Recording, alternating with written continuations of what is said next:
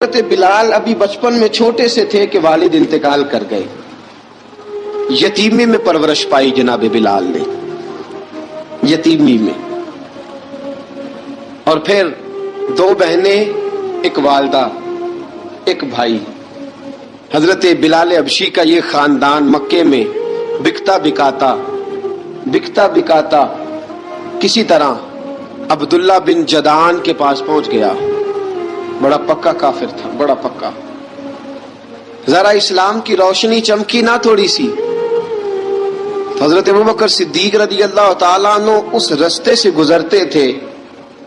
اس رستے میں حضرت بلال کام کاج کیا کرتے تھے، بڑے محنت، بڑے جفاکش، بڑے ہمت والے.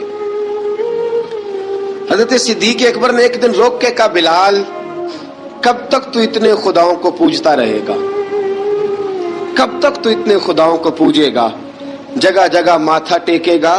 یہ تجھے کبھی غلامی سے آزاد نہیں کریں گے. میں تجھے ایک دروازہ بتلاتا ہوں، اگر تو اس دروازے پہ آئے گا تو وہ تجھے مکے کی گلی سے اٹھا کے کعبے کی چھت پہ کھڑا کر دیں گے. گلی ہے میرے پاس، دامن مصطفیٰ سے جو بھی لپٹا وہ یگانہ ہو گیا، جس کے حضور ہو گئے اس کا زمانہ ہو گیا.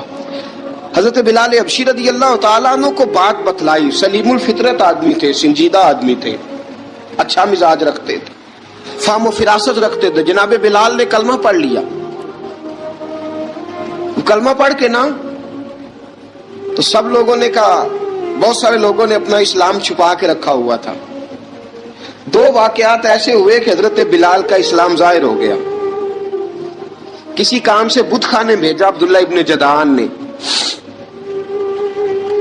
بت خانے گئے تو لگے ہوئے تھے بت، کتار اندر کتار، بتوں کی کتاریں بنی ہوئی تھی. حضرت بلال نے مٹی اٹھائی اور بتوں کے منہ پہ مار کے کہنے لگے، جو اپنا چہرہ صاف نہیں کر سکتے وہ کسی